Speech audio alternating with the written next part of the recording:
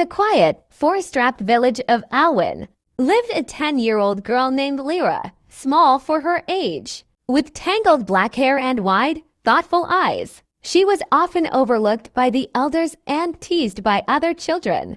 But Lyra had something no one else did. She could hear the wind speak. No one believed her, of course. Whispers of the wind were just make-believe, they'd say.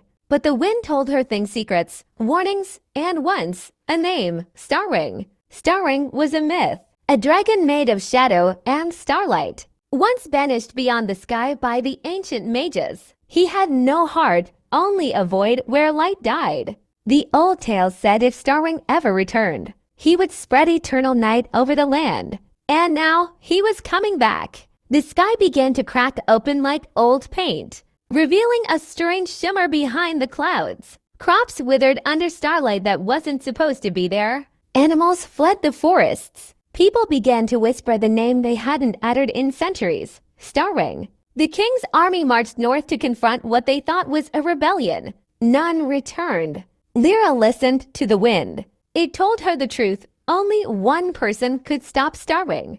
Not a soldier, not a wizard, but someone who could hear the wind. Someone small, someone ignored. Lyra, armed with a satchel of dried berries, her mother's shawl, and a silver flute her grandfather had carved. She set off into the mountains where the wind screamed the loudest. As she climbed higher, the sky grew darker, pierced by streaks of falling starlight. One struck the earth before her a feather, glittering black and silver, burning with cold fire. She kept walking. At the summit of the tallest peak stood the gate to the void sky, a rift of nothingness, from which Starwing began to emerge. His wings were night itself, his eyes twin novas, and his voice thundered across the world. "Little wine child," he said, "you are nothing." But Lyra raised her flute and began to play. Not a song of power, not a battle hymn, a lullaby, a tune from her village,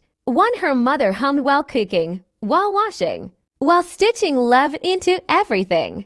The wind carried her song, wrapping around the dragon, weaving through his feathers and into his hollow chest. The wind remembered, the land remembered, and Starwing, once a creature of light who had been cursed by loneliness, began to feel again. Lyra's song filled the void, and Starwing changed. His wings folded. The starlight in his eyes dimmed to a soft, silvery glow. He bowed his head to the child and whispered, "I remember who I was." Then he vanished, becoming a single star in the